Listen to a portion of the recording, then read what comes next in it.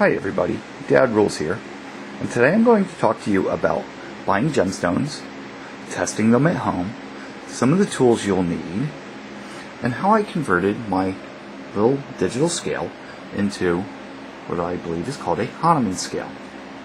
Now, let's discuss a little bit about the Hahnemann scale. If you were to buy one professionally, they're about $500 over $1,000, somewhere in between there. Okay, it would be a scale with a box similar to this. I made a little metal basket out of a brass door pull, put a bunch of holes in it, suspended it with equidistant pieces of spider wire, fishing line, attached it to a little end cap that goes into the arm of a chair. I bought a chair, they gave me 3 end caps, I only needed two arms on a chair, and I suspended it with a piece of PB board.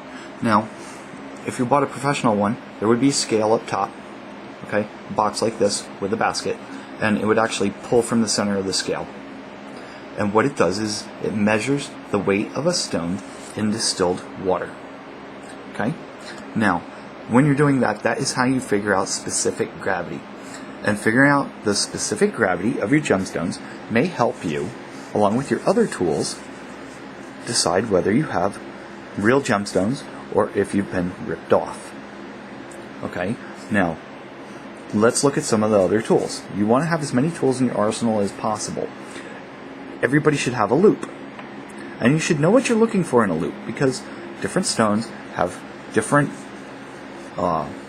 patterns in them, different crystalline patterns and different structures, and you can look those up online, and you can get almost everything but actually I think you can get a professional course in gemology online.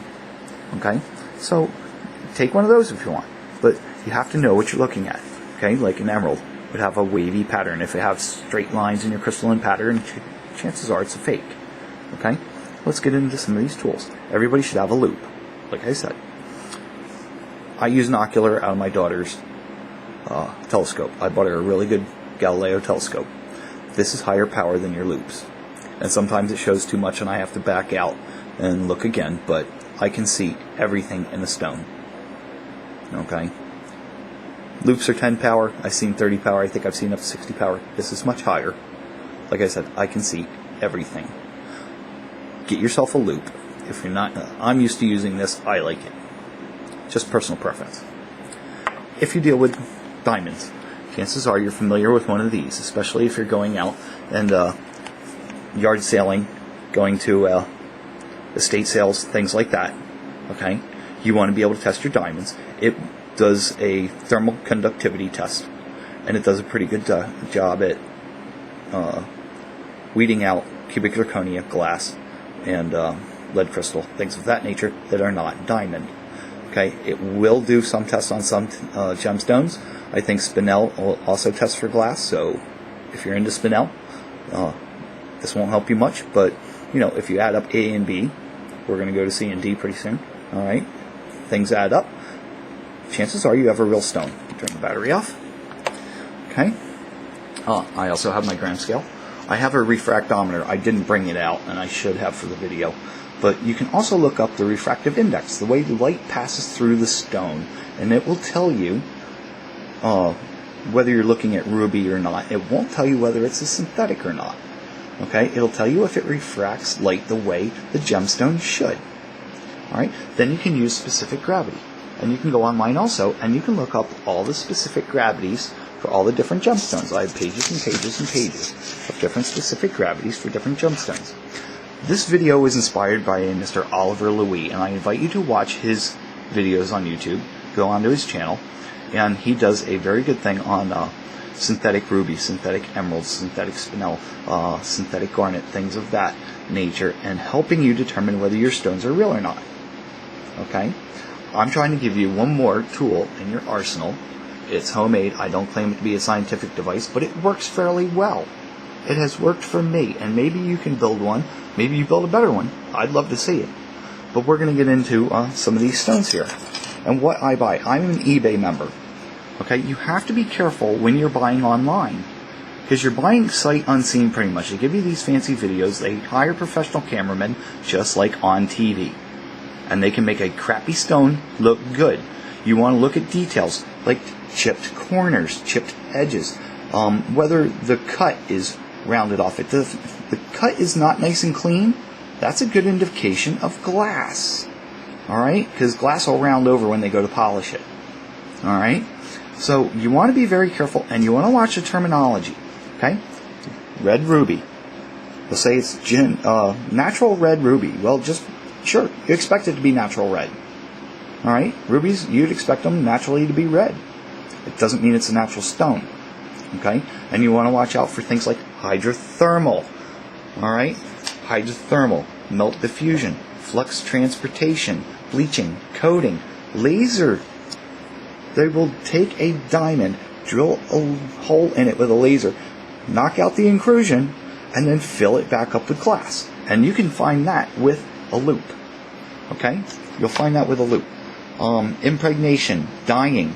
They will dye a piece of quartz green and try to sell it as an emerald or another stone. Okay?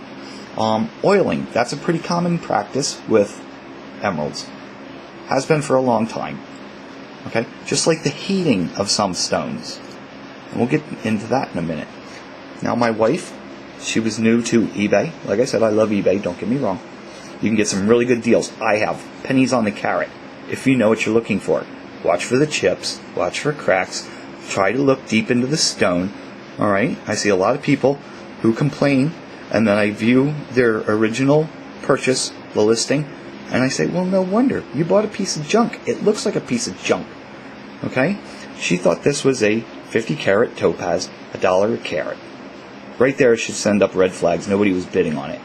Alright? It says untreated. Well, of course it's untreated.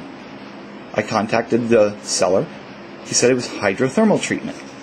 Well, hydrothermal is lab created. And of course they didn't treat it after they made the stone. Alright? I'm not exactly sure what material this is, but I know it's lab created. So it's a fake, and it was a $50 lesson hard learned. I couldn't retract the bid. You can't do that on eBay. Alright? Not without the seller's permission. Alright? But that was a lesson learned. Alright? So listen to the terminology. Look at your stones. Alright? Let me show you. This is a boulder opal that I bought from my daughter. Now, this is what's called a fossil opal. I don't know if you can see some of the colors in this thing. The light here really doesn't do it justice. Beautiful stone. I'm very happy with it. It's real. Okay? Let's get rid of that. Let's use my tool here. Alright? This is a Ethiopian fire opal. There's a little milk in it. The cut's a little off, but I stole this thing. I paid very, very little money for this thing. Alright? There's nice color in it. There's greens, oranges, yellows. Okay? There's some nice colors in this stone. Alright? I don't know if you guys can see them. Alright? There's some nice color in this stone. I like that one. This is a black pinfire opal. I don't know if you can see the colors radiating out of it. Like I said, the light really doesn't do justice. I'm under my kitchen lamp here. Alright, but you can see the little pinfires in there. Alright, and out in the sunlight. These are beautiful. I'm very happy with that. Another cheap stone. This was a cubic zirconia, and I bought it as a cubic zirconia. The seller advertised it as a cubic zirconia. It's heart-shaped. Okay? It's a heart-shaped cubic zirconia. Why did I buy it? For the setting. If anybody knows anything about gold settings right now, they're very expensive. Okay? I would never buy my wife a cubic zirconia anything. She'd probably throw it back at me and kick me out of the house. Alright? If she wants to buy costume jewelry, she can do that herself. I won't do it. Alright? But I took this stone out of the setting, and I bought her a beautiful Ceylon pink sapphire. I don't know if you can see the fuchsias and things in there. I popped that stone into the setting. Now a crappy piece of jewelry is a beautiful piece of jewelry. Worth a lot more money. And I got that stone cheaply.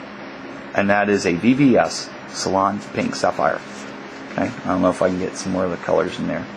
Alright. Like I said, the light really doesn't do justice to a lot of these stones. Now the next two stones, these are of the same family. A ruby is a red sapphire. There are pink sapphires, there's yellow sapphires, orange sapphires, there's all kinds of sapphires. Let me see if I can turn my light on. The camera will let me do it. Okay. On. Okay. There we go. Let's get a little better color on, especially a sapphire. This is a very nice deep blue sapphire. I checked it with my gem tester. I checked it with a refractometer. I checked it with the loupe, and I did put it in my Hahnemann scale. This is very nice ruby. Now the thing with these stones is they're made from something called corundum, a natural corundum. It's the material that the earth makes these stones out of. And you have to be careful. They will tell you it's a natural stone. Well, they used the natural material. They added lead glass powder. They add some aluminum powder, wrap it all up, fire it up, and then you end up with a piece of crap stone that will fall apart. And if you get lemon juice on it, it will disintegrate. Okay? But they're calling it natural because they use the natural materials. So you want earth mined stones. Earth mined. Number one, earth mined. Know where your stone's coming from. If the country is producing the stone at that time, ask if it's earth mined. Okay, ask questions before you buy, especially online. And on TV, you're really kind of stuck because they don't give you that information. Okay, you're looking at the stone, and like I said, a good cameraman can make a piece of crap look really good. Alright, I've even seen in jewelry stores at the mall, some of the supposedly high-end jewelry stores at the mall selling garbage stones. And I've gotten some better deals on eBay. And I've told them, I've walked right in, I said, I've asked the questions, the right questions. Got the wrong answers, and I told them, you know what, I can get better deals than you can. I deal with a guy in Bangkok also. I have another connection that I buy some of these stones from. They're not all from eBay. But I have a guy in Bangkok that I buy stones from, and I'm very happy with him too. Okay? So, we're going to come back to that ruby in a minute. Emerald. Advertised out of a piece of vintage jewelry. The woman said she checked it with her refractometer, and that it did read emerald. Okay? It's a very nice clear stone. It's not a very big stone. It's just under 3 carats. I think it's 2.5. Okay? Very, very nice stone. Now, if she'd checked with the loupe, she'd seen the wavy pattern. The wavy pattern of the material in the stone, the crystalline pattern. If it has a straight pattern, it's a fake. Alright? And I did check this in my Hahnemann scale, and it came up as an emerald. So I'm happy that that's an emerald too. Colombian emerald. Yeah. I'm going to turn the light out here because it's washing the color out of this stone. The stone's already a little bit light. It's not as dark as I would like it. But it's set in silver. And I hate silver. I process scrap gold. And I'll probably use this silver setting to inquart some gold. And I'll get the silver back too. But anyway, this is a Colombian emerald. It's fairly clear. It's a class 3 stone, so it's not unlikely that you're going to see some striation, intrusion, things of that nature. And especially with the Colombians, I've noticed that if you look down into the stone, if you look from the table, the top of the stone, down into the curtain, the cuts at the bottom, alright, that it will almost look like a machined aluminum type pattern. If you've ever looked at machined aluminum, okay? And that's kind of indicative of a Colombian emerald. Alright, I think they're coming out of Zambia right now or something like that. Alright. My wife likes the Colombian emeralds. But anyway, this setting's kind of washing the color out. I think if it's set in gold, it'll come up much nicer. Now, we're going to get to my Hahnemann scale and how it will help us determine specific gravity here. Let's leave this QZ out too, or CZ. Alright, specific gravity with intercepting balance. You're measuring the density in carats. Okay? Measuring the density of the stone in carats. So you want to set your scale in carats. Alright? Specific gravity, the formula. Now, like I said, I invite you to watch Oliver Louis. He does a good video on specific gravity. And the formula for specific gravity is the weight of the stone in the air. So you weigh the stone in the air in carats. Now you divide that number, Okay? You divide that number by the weight of the stone in the air minus the weight of the stone in the water. Well, how do you determine the weight of the stone in water? There's a couple ways of determining specific gravity. You can take a graduated cylinder, fill it up with a liquid, mark it, okay? Drop something big like this in here, alright? Then you measure the displacement, the way the water has come up, how much the water has come up, and you can divide, I believe it's milliliters by, it's measured in gram weight, or gram into milliliters, whatever it is, and come up with density also. But that works great for a big stone. What do you do for these little guys? This little 3-carat ruby. What do you do for them? That's hard to do at home. Okay? So you build yourself a Hahnemann scale, or you can buy one. Alright? Now, and you measure it in distilled water. And I believe the correct temperature is 39.4, 39.2 degrees, something like that. This has been chilling. Okay? And we'll get to that in a minute. Now, let's do an example of specific gravity. The weight in the air is 16 carats. You measure it on the scale, and the weight in the water is 12 carats. So we enter 16 at the top. 16, weight of the air and the stone, weight of the stone and water. 16 minus 12 gives us 4. Then we divide this number into the top number. 4 into 16 gives you 4. So you get a specific gravity of 4. Now, I checked my little contraption. I don't claim it as a scientific piece of equipment. It's not. And I'm not a gemologist. I'm just a average person trying to live like a rich man, you know? I like nice things. My wife likes nice things. And I like giving them to her. So, what I did with that cubic zirconia, where is that little bugger? Right there. It's cubic zirconia. Okay? What I did was, I weighed the cubic zirconia in the air. And that gave me 1.675. Then I weighed the stone in water, and that gave me 1.385. I subtracted this one from that one, which gives me 0.29. So if I divide the 0.29, going back to our formula, divide the 0.29 into the 1.675, that gives me a specific gravity of 5.77. Now if you go and you watch Oliver Louis' videos, he does a storyboard, and he'll give you some things on synthetic garnet. Synthetic spinel. Glass is a tricky one. It ranges from 2 to 4.2. Okay? CZ. Alright? I was right in the money. 5.5 to 6. So I was on the right track. So I did experiment with my other stones. Like I said, I'm happy that's an emerald. You know, I'm happy that that's a ruby or a sapphire. And today I'm going to show you how to do the ruby. Now, we are going to weigh the stone in the air. Now, I have already calibrated. Where's my little weight? It's over here. I did calibrate my scale. I can't get it out of the holder. But we're going to turn it on. And the only thing I don't like about this scale is manufacturers treat everybody like a 5-year-old. It shuts off if you're not using it constantly. But it is a good scale. It's very sensitive.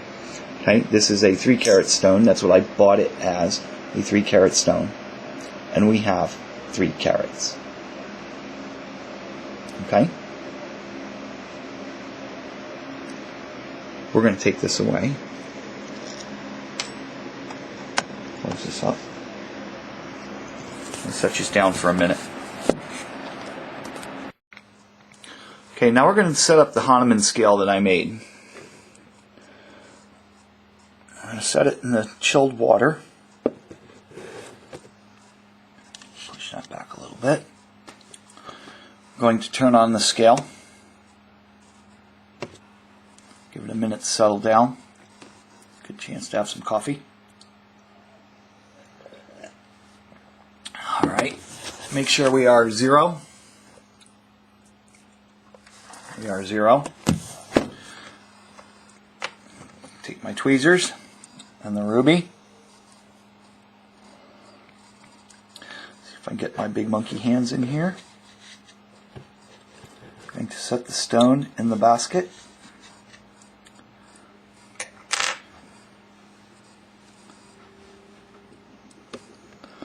Then a minute to settle down.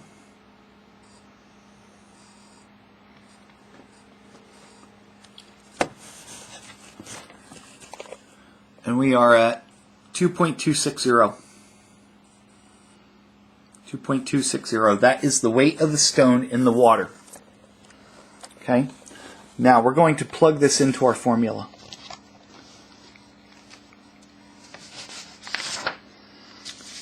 Okay? Let's see if I can find a clean piece of scratch paper here. Okay?